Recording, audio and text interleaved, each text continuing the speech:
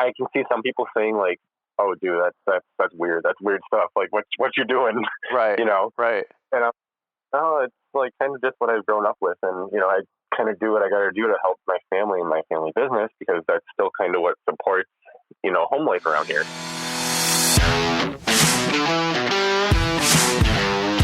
You're now listening to the Fullerton Unfiltered podcast. Straightforward, no nonsense business advice. Completely unfiltered. Grow your business. Grow your life. Now, here's your host, Brian Fullerton. Hey, what's going on, guys? Welcome to another episode of the Fullerton Unfiltered podcast. It is your host, Brian Fullerton, here, hanging with you guys today, and good morning. Well, guys, we're going to be wrapping up the work week strong here this beautiful Friday afternoon. We've got a great guest interview today for you guys. Another young buck and another stud in the lawn care landscaping industry that, you know what, guys, it's just great having so many of you guys on the show and just providing some encouraging thoughts, some encouraging words, and you guys just keep me humble and keep me motivated. So today we got none other than Michael Anderzunas. Did I say it right, Michael? Yeah, you got it. There you go, brother. Well, welcome to the show, man. How you doing this morning? I'm doing good. Just going along, taking off a couple days here. Just gonna coast into the weekend. There you go, brother. There you go. Well, we're actually recording this over the weekend. It's when I get to record a lot of my podcast episodes and do my social media kind of nights and weekends. And usually it's first thing in the morning with some of my podcasts because Emmy's sleeping, Liz is sleeping, and I can get up early and kind of crank some of these out and just keep the wheels greased and moving on the podcast. So, Michael, really quick, where are you from? And tell us a little bit about your lawn care story. Give us like the 2 or 3 minute highlight reel. Yeah, so my name is Michael Anderzunas. I own and run Payless Lawn Care Services, LLC. We're in Payless Heights, which is a suburb of Chicago. If any of you guys want some kind of relation, if you've heard Brian's podcast with Signature Landscapes, I'm about halfway between him and Chicago, like literally right in the middle of them. Nice. So that gives you a little bit of geography of where I'm at. And I'm mostly a mowing company. I mow 40 yards a week by myself. And then I'll do the, mulch. I'll trim some bushes, kind of just other odds and ends jobs. I'm looking like I usually net about, 80, 90K a year. And then occasionally I'll have, someone come help me over the summer if I'm in a pinch, and just kind of work it out myself. And I mean, yeah, it's a lot of work, but I enjoy the work, and people seem to like my work, and I think I do a nice job. So that's awesome. The phone just keeps ringing. Absolutely, brother. By the way, how old are you? I'm 20. I'll be 21 in 2 months. Nice. That's awesome, man. Young buck rocking and rolling. 21 with 40 yards making 80, 90 grand. That's a wild, dude. If I was at that level at your age back in the day, I don't know what I'd be dangerous. That's for sure. I don't know. I'd either be buying food and drinks for everybody, or I'd be buying a Ford Raptor. But that's why you guys got to listen to the show, so you be more conservative with your money and be more wise and responsible like you are. So that's really, really cool, man. Well, we actually got to bump into each other just a couple of weeks ago. It was a super humbling experience. This has actually happened a couple of times now, to be honest with you. You had me on as an interview for, explain really quick what we did. It was an interview for a college project. Is that what it was? Yeah, so I reached out to Brian a couple of weeks ago. I had this career class in college, which I'm just finishing up my last semester here at Moraine Valley Community College, which is the community college for my area. And I reached out to Brian because our assignment was to interview an industry or someone professional in your career choice that you're ideally going to be going into. And all semester, I based all my assignments and all of my discussions and all that off of being a landscaper. And I know Brian was super easy to talk to, humble, easygoing. So I just shot Brian a DM on Instagram, and he shot me back a DM like literally right away, and we started talking back and forth, and I set up a phone call, and I was able to pick Brian's brain for like 20, 30 minutes and just kind of get like the lay of the land for what it looks like to be a full-time real, landscaper in this industry. That's awesome. It was a really humbling call. I always appreciate those kind of opportunities. So thank you for A, considering me, and then B, going through with it as well. Because that I've actually had that happen. Gosh, I would probably say like 6, 8, maybe 10 times now with usually like high school age kids, and then a couple college folks as well, like yourself. And I'm telling you what, when you get an email like that or a DM, it's super humbling, because I'm like, hey man, I'm a nobody. I'm just cutting grass. I'm doing the same thing you guys are doing. I'm sweaty, stinky, nasty, 4 shades of dirty shower water that come off you after you're showering, or I'm nothing special. I'm doing the snot rocket in the shower with nothing but grass and pollen coming out of my nose, just like you guys probably are, not to be gross.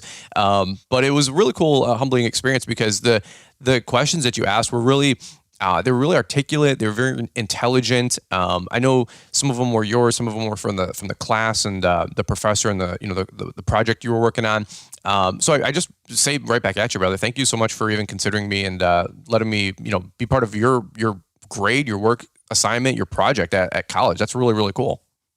Yeah, I mean, I've always wanted to try to talk to you. I didn't really know how to do it, and I mean, I figured I always could just shoot you a DM, but I'm like, now I got a reason to talk to you, and it happened. Well, it was to go full circle to the interview that we have here today. After I was done being under the microscope and getting interviewed, I said, hey, so it's only fair if we tit for tat. If you come back and I get to interview you on my show, because before we got the whole interview done, I was like, dude, tell me your life story. What do you got going on?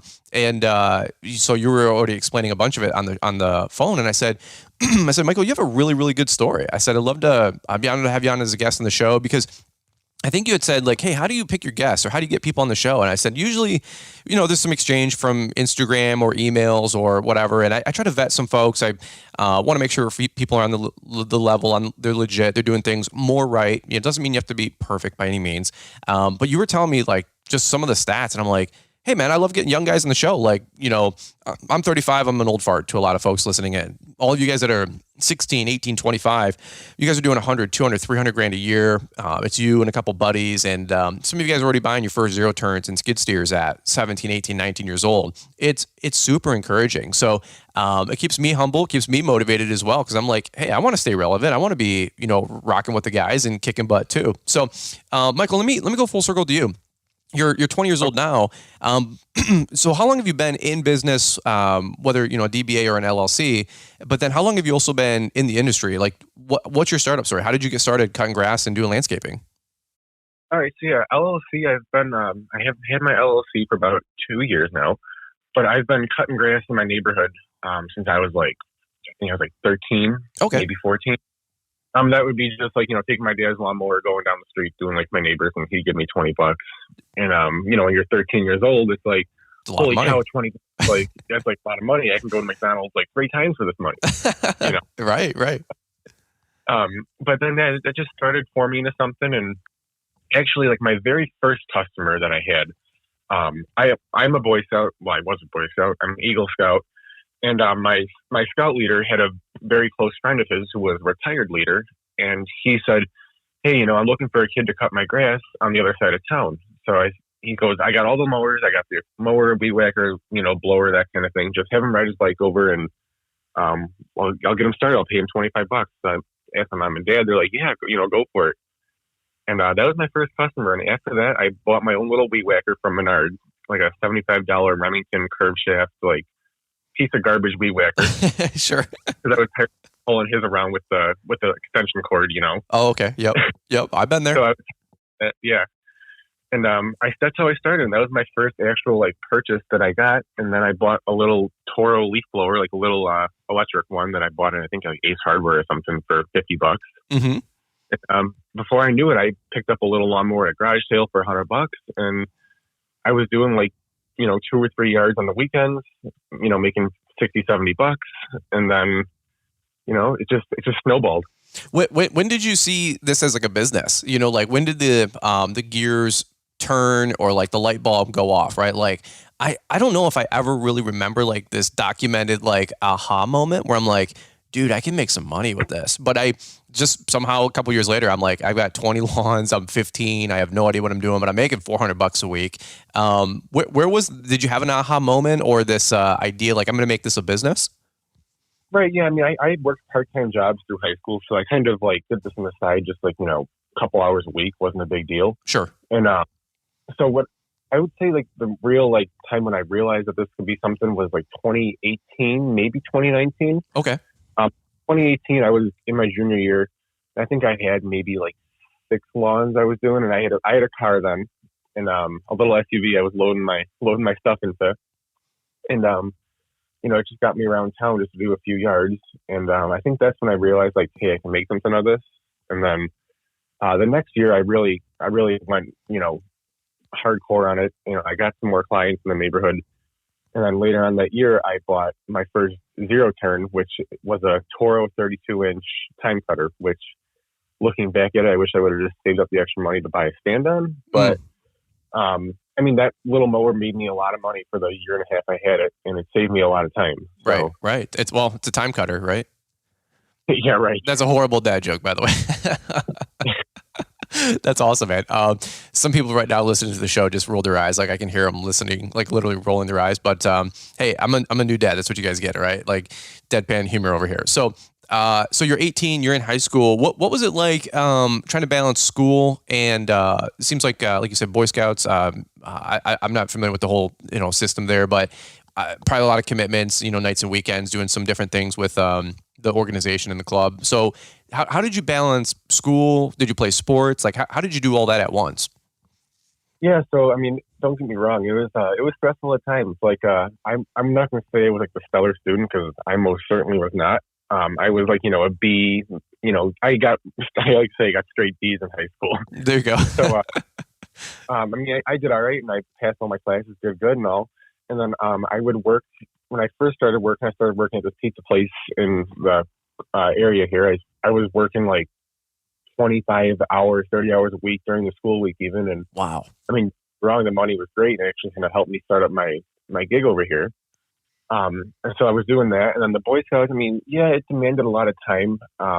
Really it was only like maybe 2 or 3 hours a week. It really wasn't, terrible. Okay. But like over the summer, we'd go to camp for a week. We go up to actually right by you over there in Michigan. Okay. We go to Whitehall, or I think it's closer to Grand Rapids on the West Coast there. Okay. And we used to go to a camp up there for a week. So that would be like the biggest time taking up the whole year. And most of the time back then, people were just like, hey, you want to go to camp? Go ahead, have fun. The grass can wait a week. Not a big deal. But, but like juggling with school and all, I just, it took late nights to do homework. I was up late doing homework and, got right off of school. My mom picked me up at that point still, and I was going around cutting lawns and, I made it work. And, like I said, I think looking back, it was well worth the time and the commitment I put into it, and honestly, the stress I put into it too. Yeah. And it all worked out. What did you? That's really, really cool. What did you do with like the money that you were making? So were you, like you said, going out and about buying Subway sandwiches and Jimmy John's? Like, ironically enough, when I was cutting grass back in the day. And right or wrong, it is what it is. I wish I had some parents that like were a little bit more financially savvy, that maybe told me to invest a little bit or even just save a little bit better. But literally everything that came in went out, right? And I was 12, 13, 15 years old. My priorities, this sounds kind of weird, but my two priorities were Subway sandwiches and fireworks. All right. Like that's what every teenage boy is like into, right? It's just like eating gobs of food, and Subway was like the hit thing in the 90s, right? And then I just love fireworks. I'm a pyrotechnic person. I just I'm a pyro. I just love messing with fire and fireworks. I don't know, but that's an old life, another life. I actually like in the career thing that you take in high school at like 18 or whatever. It's like things that you should be when you grow up. I literally came up on their little quiz and test thing on the computer. It was like, you should be a garbage man or a pyrotechnician. And I was like, oh my God, I want to be a pyrotechnician. I think everybody else is just, like you said, they had grades B's and C's, like they were hurting for garbage people back then because everybody got garbage man. But anyway, I should like go back to my career counselors and be like, I told you wrong, But so that was what I was doing with my money back in the day. What were you doing with those early funds? Was it funding the hobby, or I don't know if you paid for Boy Scouts and all that, but was it going into shoes and clothes for school, or what were you doing back then? Back then, I didn't really have a lot of expenses. I was 17, 16, 17, you know what I mean? I didn't have a crazy load of expenses. Right. And so yeah, I was just banking the money. I just put it right in my account, and I'd go out and I'd buy I bought a new lawnmower, which was like $500 back then. It was a little Toro Super Recycler, which was like earth shattering for me back then. Right. I would mostly spend my money reinvesting. I didn't, spend money recklessly, to say the least. My parents will tell you, I was quite the penny pincher. I still kind of am. That's good. And yep. I watch my money and take care of it. Like I say, you respect your money, it'll respect you. Mm-hmm. So I just was always careful with it. And I think that's a line from Grant Cardone, right? I don't know. My aunt told me that when I was like 5 years old, to put all my money in my wallet, face. That way she goes, yeah, you respect your money, your money will respect you. There you go. And I took that, and that's when I was like 5 years old. So, I don't know. That's a good thing to be taught as a 5-year-old. I saw an Instagram reel the other day, Grant Cardone used that exact line. So I was like, oh, he's following Grant Cardone. Like, awesome. But still great words to live by. Absolutely. Respect your money and your money will respect you. Ballard Innovative Products is a full line of gear for the lawn and landscape professional. From mower gear, safety gear, trailer racks, equipment securement, equipment servicing tools, aerators, mower blades, X-blades, aluminum baggers, cleaning products, snow removal tools, and so much more to make you efficient, effective, safe, and profitable in the field. Be sure to check out the Ballard-Inc.com website to help dominate and elevate your business this season. With over 20 years selling accessories and 30 years in the business, they're sure they've got something you can't live without. Corey also said to tell you they appreciate the support and look forward to serving you this season. And to stay safe and keep grinding, friends. And oh yeah, don't forget to use Brian's 10 at checkout to save 10%. Well, so let me ask you this. So as we go through the timeline here, you're 18, 19, you're deciding, I would imagine, to go to college. What's that whole story look like? Did your parents want you to go? Did you want to go? How were you managing the lawn care company on the side? You probably had, 5, 10, 20 clients back when you were 18 or what? Yeah, so let's see. By the time I was 18 is when I graduated high school. I think I had maybe the beginning of the spring, I usually have 7, and before you know it, it goes insane. So by the fall, I think it's starting I want to say 15 a week. Wow. That's when I bought my time cutter. Okay. But yeah, no, my mom was very, adamant, hey, go to college, at least get your associate's degree, get something, get some paper. And, my dad, on the other hand, he was like, hey, whatever you want to do, you do you. Doesn't bother me if you want to go to college or not. Sure. So I just my parents offered to pay for this school. So I said, all right, you know what, I'll stick with it for 2 years. I'll see if I like it, which I don't. But, my mom, she's educated. She has a bachelor and she's got a couple different certifications and stuff like that. So she's big on that. And a little backstory, I know telling you this on the interview a couple of weeks ago, is my family actually owns a business in Chicago, a funeral home in Chicago. Okay. And my dad, he's the owner. He went to school, he got an associate's, and then he got his certificate in mortuary science, which is a whole different story, which is what I was actually really putting my sights on back, 3-4 years ago at the end of high school. Hey, I'm going to go to Moraine Valley, which is a community college, get my required credits, and then transfer out to this mortuary science school up in Wheeling, Illinois. I think it's kind of by CNI, by Christian up there. Is it mortuary? Is that what you said? Yeah, mortuary, MORTUARY. Mortuary. Is a mortuary the dead people stuff, the nursing home thing? Yeah. Or not nursing home. Jesus. It's probably the same thing, to be honest with you. But anyway, that's awful, Fullerton. But so is that you have a family business or your dad's background in doing that, or where'd that come into play? Yeah, no, my dad's been doing it for he's 56, so he's been doing it for 37 years. When his dad first brought him in when he was 16 or 17. Really? And then his dad passed suddenly, and my dad took it over when he was 21 or 22 years old, full time running this bustling business back in the day. Wow. And, a lot of people dying, I guess. Yeah, I mean back in the 80s, in Chicago, the neighborhood we were in it was mostly a very Polish neighborhood, which we are very Polish as well. Right. And yeah, and just bustling. Everyone was coming to us, and the business has changed drastically since then, which is kind of my reasoning for venturing out into my own, outlook and different career. But my dad said, he goes, hey, if you ever want it, it's all yours. You take it if you want it. So, but I just said, stick to what I know. I stick to what I like. Not that I dislike it or anything, but it's just, I don't find the enjoyment out of doing that like I do. So mowing lawns like mulch, So this is groundbreaking stuff to me. So I'm kind of curious, and I'll probably put my foot in my mouth here eventually with something stupid I say. But so you guys have a mortuary, what is that? What it's technically called, a mortuary home? No, it's called a funeral home, technically. Oh, what? What? One more time? A funeral home. Oh, okay. Okay. Yeah. Huh. So then you guys, have people come in, and then do you guys have do you bury them or cremate them, or does the hospital do that? No, so we'll pick them up from the hospital, and then we'll take them into our care, and then we'll embalm them or whatever the family wants, really. If it's going to be a burial with a wake, embalming is actually a law that you have to be embalmed to be viewed by public. Okay. Just for safety matters, because you can't have someone honestly decaying in the casket when there's people coming up and saying their prayers and that kind of thing in front of them.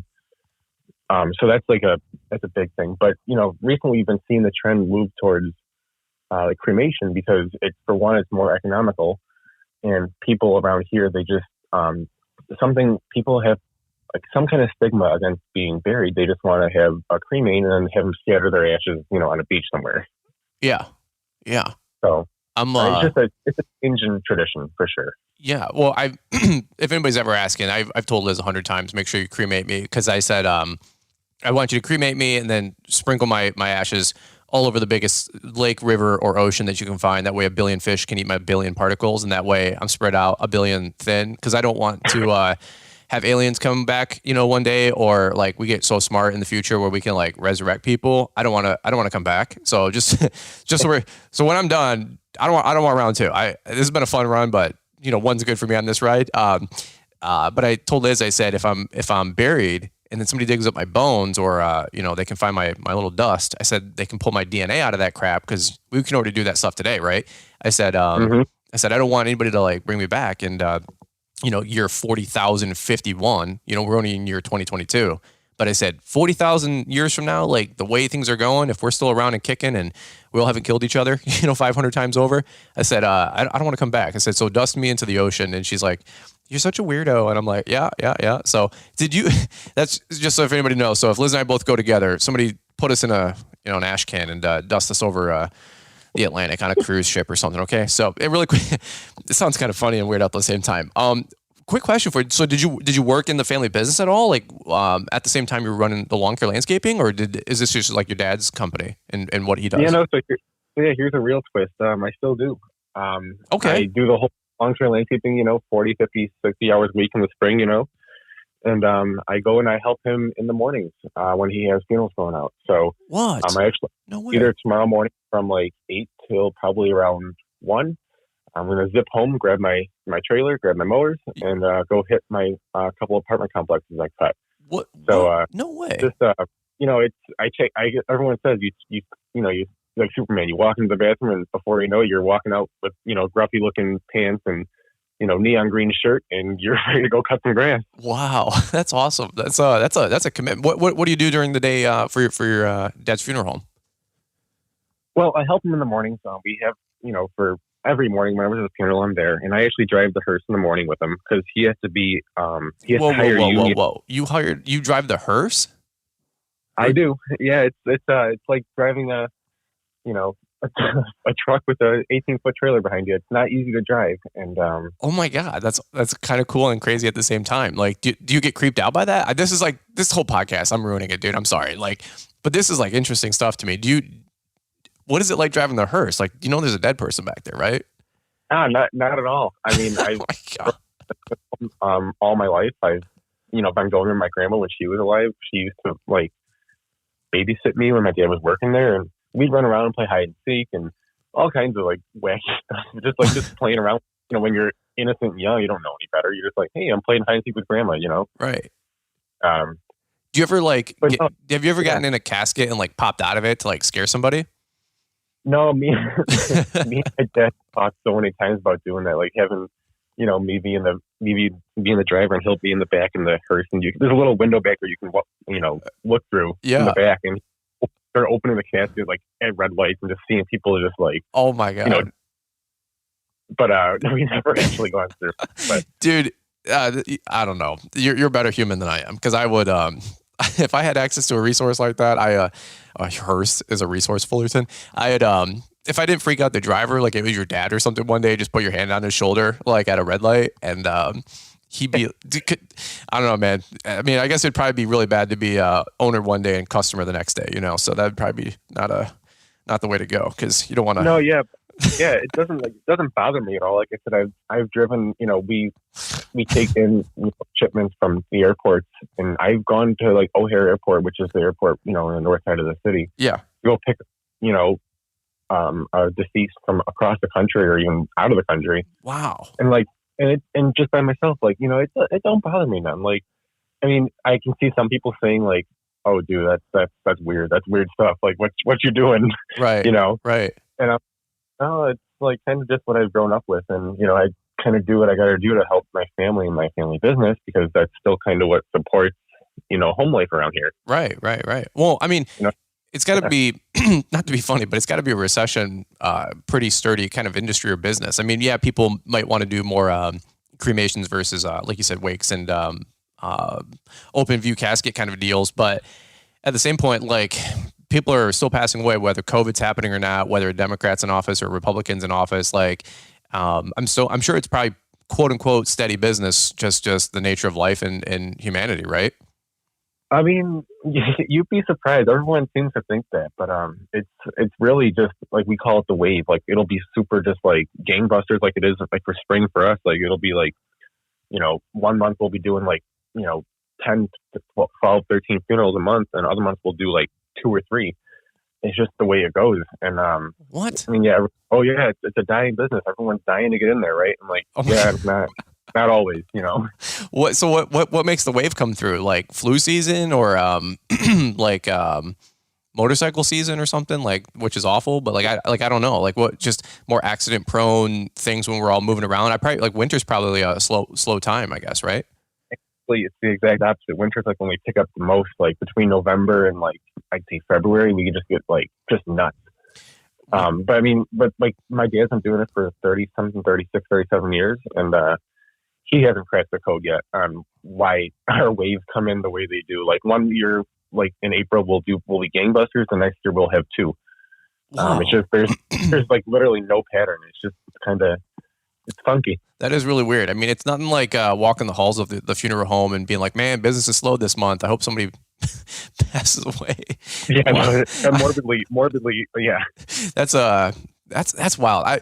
I'm probably not the best guy to interview somebody who works at a funeral home, because I say the quiet part out loud, and I just, what I think I say, I don't have a filter anymore, man. It is an unfiltered podcast, but I'll say stuff that you'll never hear people say out in public. And I'm just like, look, I've been out mowing grass for 15, 17 years in the sun. My brain's fried. I've been self-employed for a long time. I haven't really, quote unquote, had to answer to anybody, so I can't really get written up. And so, you let that kind of, build momentum for 15 years. And now I say stuff, even friends of mine, like, dude, you can't say stuff like that. I'm like, why?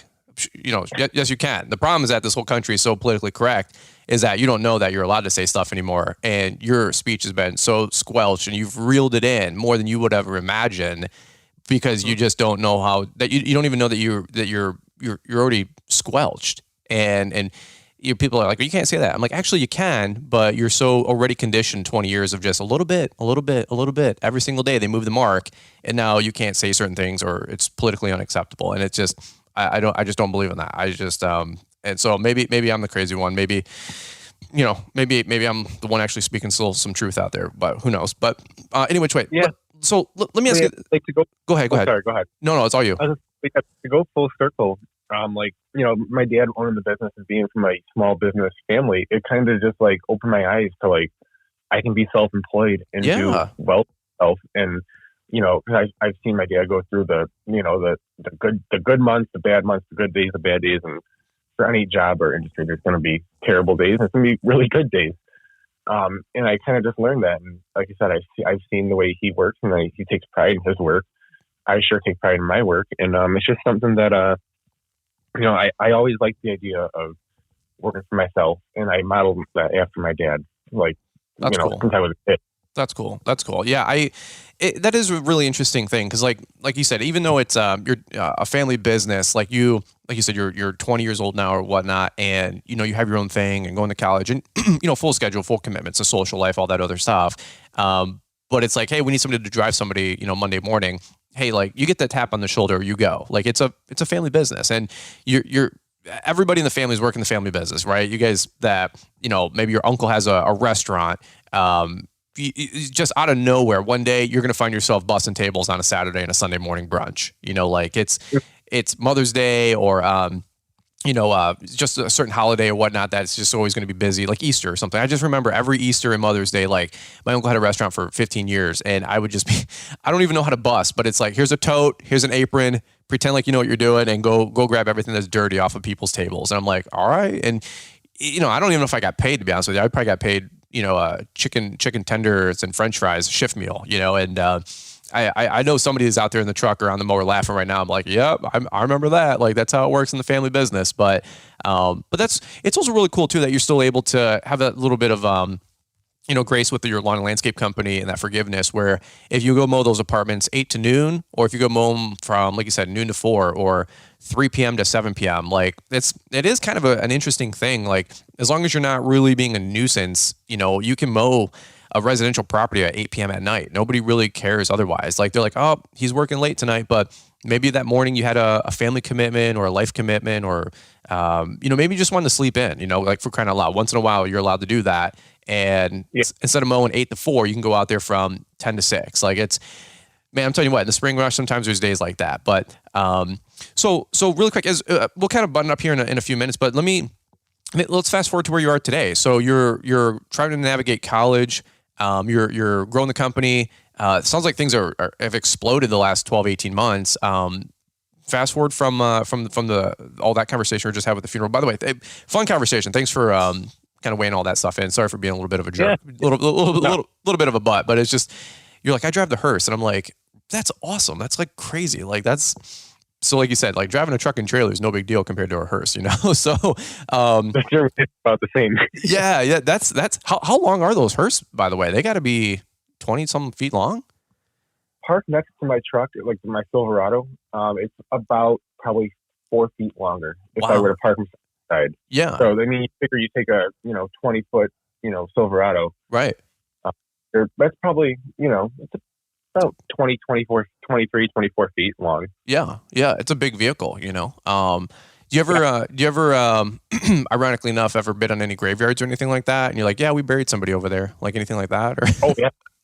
I mean, like we go to this one cemetery, it's Resurrection in the neighborhood over here. All the Polish people from our neighborhood go there, and all my family's buried there. Everyone that basically we deal with goes to the cemetery, and I was like, oh yeah, like just last month we just buried John Smith right here, and it's weird, but like you start to learn like your surroundings at these places, and right. It's That's so wild. It's just not to beat a dead horse on that, but by the way, if you guys are listening in and you guys ever want to bid a graveyard, I did a whole separate video and I just let people info dump on it saying what their rates are, and a lot of guys were about $150 to $200 per hour or per acre for the graveyards, because it's super intricate, and those stones are not cheap. You don't want to make a zero turn and back your bumper into some no. $20,000 headstone, or whatever they call them. That would not be good with those solid like marble type looking stones. But no. Yeah, that's not a way to go. But anyway, so let's go full circle. So how are things going today, and what's been the conversation the last 18 months since you got out of high school then? Because now you're in college, right? Yeah, this is my last semester at college. I actually just finished up on Friday. Turned in my last assignments. I'm done. Hey, congratulations, man! That's awesome. Thank you. And so yeah, right now, I mean, I'm like I said, I'm running about 40 yards a week, mowing it with a little. I'm be honest, I'm using a little 36-inch Bobcat, the same one that Christian from CNI uses. Oh yeah, cool. I'm rocking that thing, and I'm rocking a 30-inch Time Master, and just knocking them down. Like using the Time Master for a couple yards that get kind of wet. You can't really bring a zero turn on there because it's going to just destroy them. Sure. I don't. I hate push mowing, but I'd rather do that than be out there flattening out my tire tracks every week. Oh yeah, we've been there. You guys have been getting crazy rain in the Chicago area, from what I understand too. Oh my God, yeah. That day we had the interview, whatever it was, 2-3 weeks ago. I did a real number on someone's backyard. Like I really did the backyard good. And your pro business tip for anyone here: if you mess up someone's yard, be sure you either go to the door or text them right away. Because I went to the door and she didn't answer, and I was like, okay, I'll just text her later on. And once I realized I didn't text her, she sent me 3 pictures of it when she got home she was traveling for work, and I didn't know that. And she said, "Was this you?" And she sent me 3 pictures, and I was like, "Oh, yeah, like, yeah." Like I didn't. I was like, "Yeah, that was me." She's like, "Okay, yeah, no, just please fix it." Like, I'm like, "Yeah, of course, I'll fix it free of charge for you, whatever." And but it's just like, even I should have texted her right then and there, but she didn't answer the door, but I didn't. And then I got the very embarrassing text 3 days later saying, "What is this?" Wow. Yeah, we've gotten them too. Yeah. Own up to it and go knock on the door or shoot them a text. Say, "Hey, made this mistake. We'll clean it up over the next 2 weeks. We'll fix the ruts, and after next week's mow, you won't even notice it because you got like those dirty brown kind of like tire track marks. And but you gotta own that stuff. Anytime you damage something, just own it. And people are like, "All right, cool. You're gonna fix it, right?" You're like, "Yep, I'm good for it." That's my go-to line. We're good for it. We'll take care of it. And yep.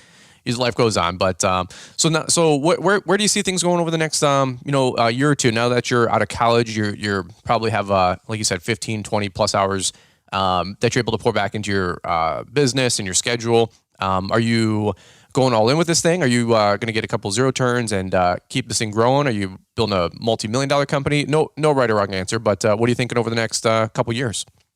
Well, so I'm going to tell you right now, I have a 52-inch Wright Stander X on order right now. It's awesome. I went to the shop a couple weeks ago, and he said, "I'll take all your stuff down, and I'm going to put it on order. And once it comes in, I'll give you a call." And so it's on order. I fully intend to put that thing to its biggest use because we have a lot of gated backyards, but okay. Cool. I have a 36 for that. Like, I can't be like, I wish I could be more like you guys where you say, "Hey, no gated backyards," I would have no business. Right. Sure. So I just, I got to roll with it, and I'm going to keep my 36 and get the 52, and just blaze front yards of 52, and then 36 in the back. Yeah. And I'm really looking forward to it. It's probably another month out because he said that these things he said it won't be in probably till early July, which he said that could be late. It could be, he doesn't really know the supply chain. So yep. So screwy right now. Wow. But so it's on order, and on another note here, like, these people I ordered it from, it's Elsip Lawnmower Repair. It's over here in Elsip, Illinois, about 10 minutes from my house.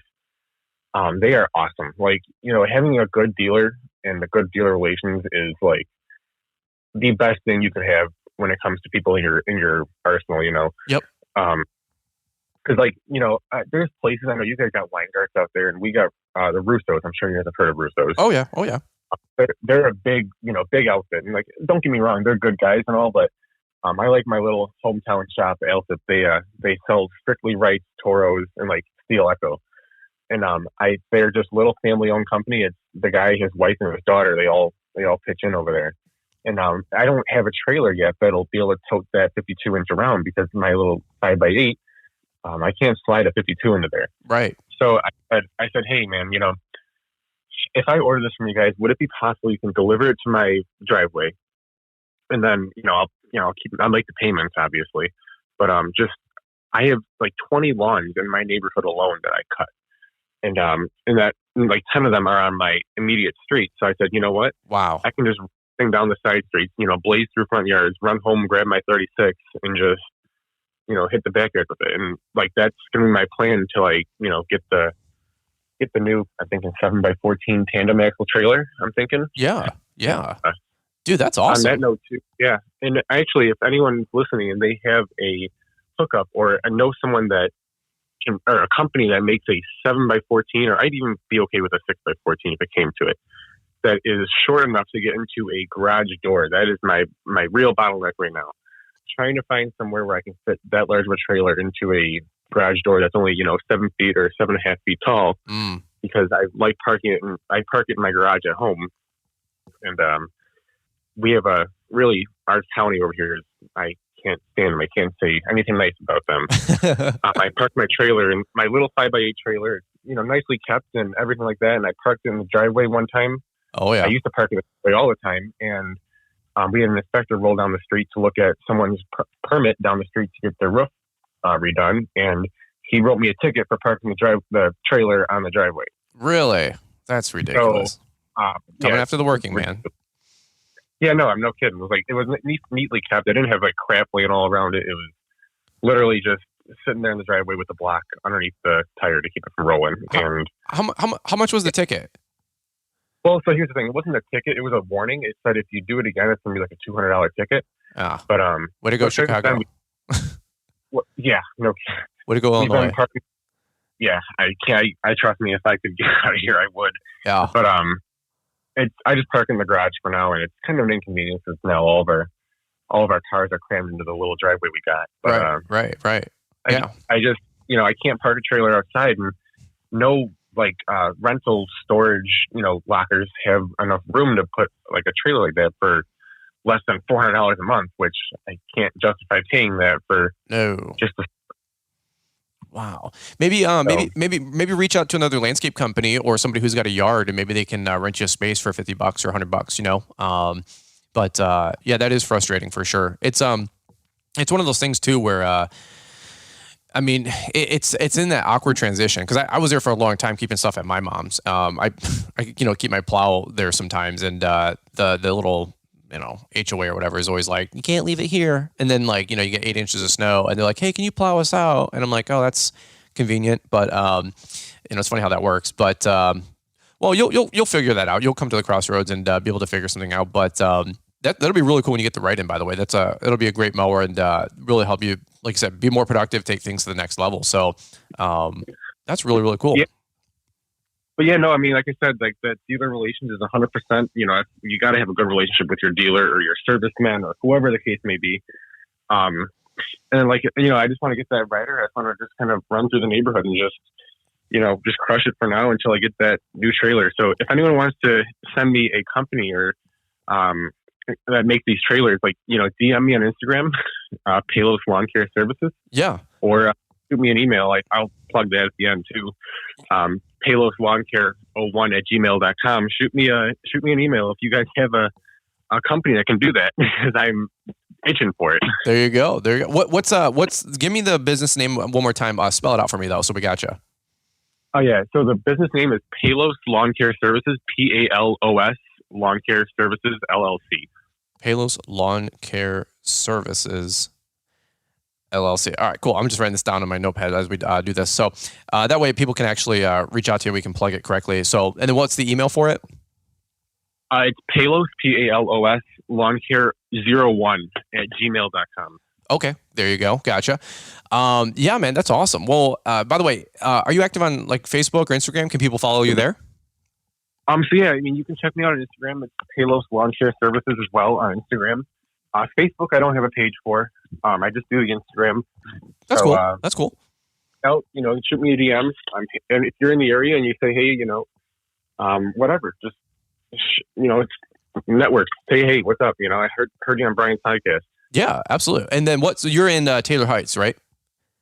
Palos Heights, PALOS. Oh, Palos Heights. Okay, there you go. I was like, Palos Heights. That makes more sense then.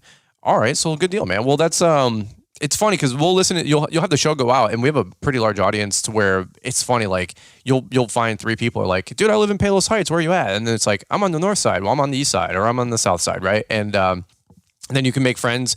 Swap lawns to each other. You're like, hey, I'm dropping these 2.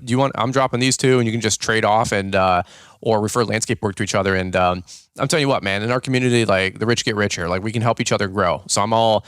They say it's not what you know, it's who you know. And so if you guys are out in the Palos Heights area, reach out to Michael and network, and you guys can all grow and win together. Plus, if anybody ever passes away, you got a hookup, man. Maybe he can give you like 10% off on, hearse ride or something like that. So, oh boy,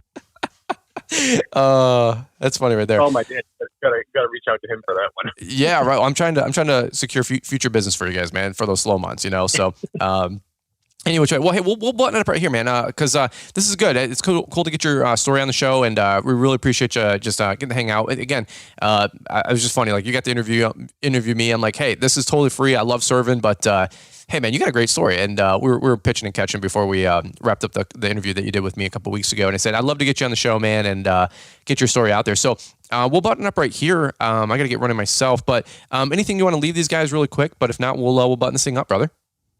Yeah, no, like I said, big thing, just dealer relations. Make a good relationship with your dealer or your salesman at whatever store you're at. Can't stress that enough because without going down a whole other rabbit hole. But I had my 36, my caster wheel had a flat in it, and they had that back to me as soon as they could. They were great guys. I mean, stuff went wrong. They took the tire off the rim, and they broke the bearing inside there. So I was out about a week without my rider, push mowing all my yards Time Master, which was absolutely brutal in the 95-degree heat last week we had. It was brutal. Oh my God. But hey, I made it through. But like I said, they got my back. They cover me. Like if they can get that part to me or get it fixed to me as quick as they can, they do it because they know that their service is dependent on. And she, when I went in, she's like, I'm surprised you didn't yell at me. Whenever this happens, like people, they scream and yell at me. I'm like, why would I yell at you? Like, yeah, what are you gonna do? Yeah, it sucks that like it happened. Like, I just got rolled with the punches. But like, I buy so much stuff from you guys, and I'm gonna like that was the day I was there. I put the order in for my mower when I picked up my wheels that were back ordered a week. Like, I still went and just spent my $11,000 with them just because they're good people. I depend on them. So like, I'm not gonna burn a bridge over a stupid bearing in a tire. Yeah. What was the name of the dealer again? Little plug for those guys. Yeah, Alsip Lawnmower Repair Inc. 115th in Pulaski. For anyone that knows the neighborhood or the area, 100%. Roger and his wife Mary, they're kick butt. Like they'll get you taken care of, and so locally owned, family owned. What they 100% care about their customers. You said it was Alsip. Spell that out for me so we can plug it. Yeah, ALSIP Lawnmower Repair. Alsip Lawnmower Repair. All right, cool deal, man. Good stuff for them. Well, shout out to those guys. Send them to the podcast and let them know that we're trying to help them drum up some business and let them know that they're doing a good job taking care of you, man. So that's good. Yep. All right. 100%. Yeah, cool. Well, here we'll button this thing right up, man. Here, I got one final question for you. You get to interview me. I'm going to interview you. What's your best piece of advice that you can give to the young 18-year-old listening in who's you from just a few years ago? What's your parting wisdom or piece of advice for that guy? Be selective and be picky. You don't got to take every job that comes your way. For a little while, I was doing that there, and I didn't burn myself out, but I was exhausted.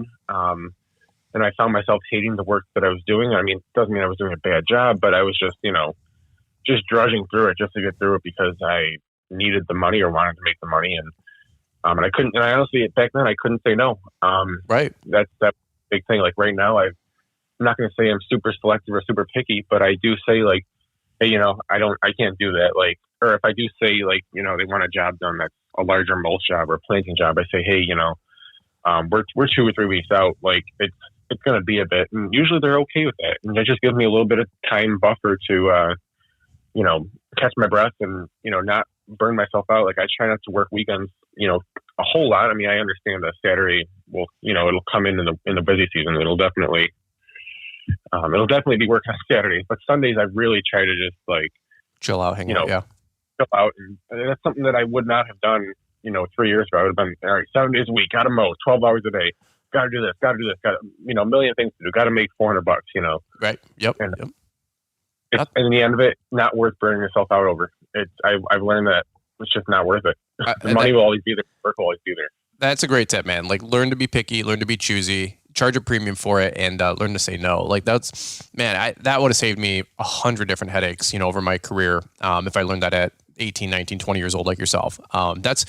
That's great advice, man. Well, hey, we'll actually button this thing up right here. I got to get running myself, but just a fun Friday episode, and appreciate the interview and everything that you are able to do for us as well, man. And again, thanks for just a humbling experience to be interviewed for your college course there. That was really, really cool. So if you guys want to follow Michael here, one last time, Michael, where can people find you on Instagram, and we'll kind of button this thing up?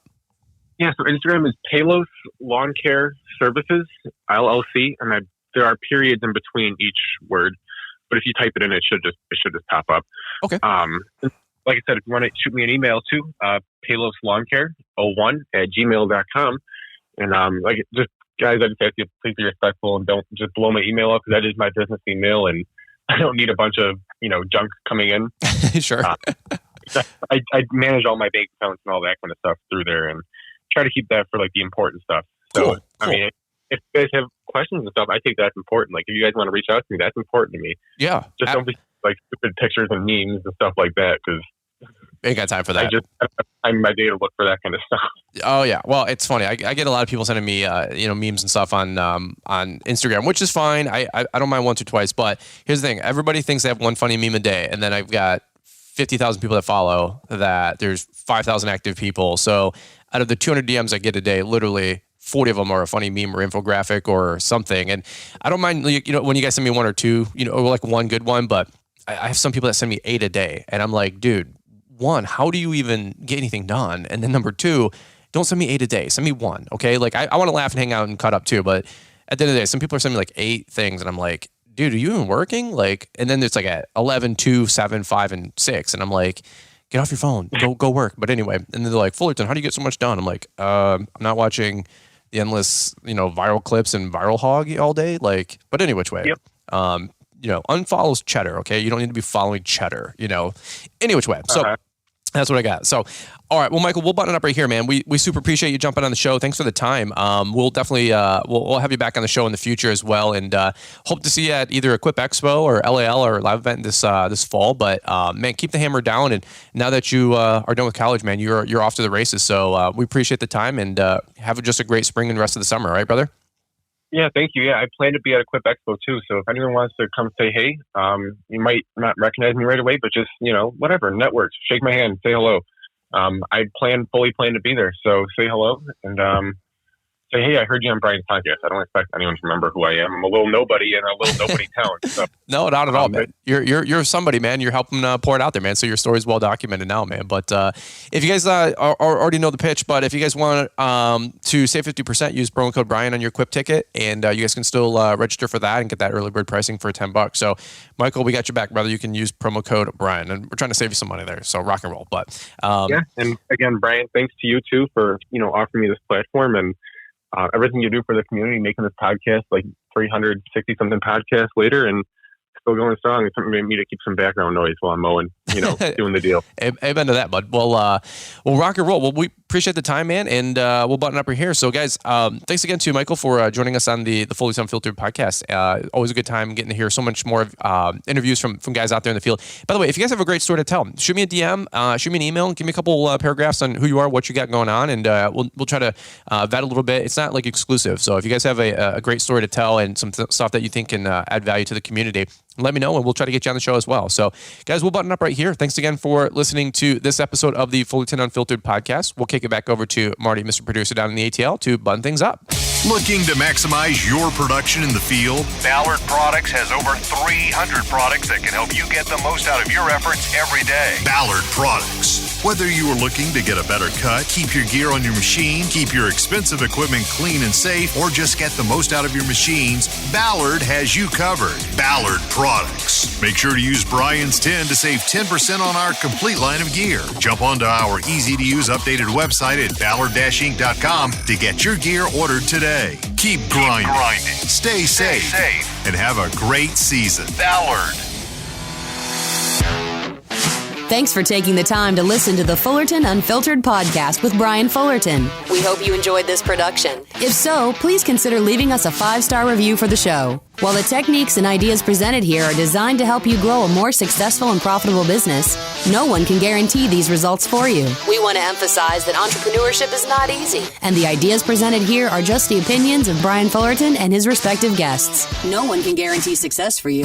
That being said, we hope the ideas presented here help you and motivate you to go on out there and crush it with your own business. Fullerton Unfiltered Podcast. Thanks for listening, and we hope to see you on the next episode. This has been a Brian Fullerton and Mr. Producer production.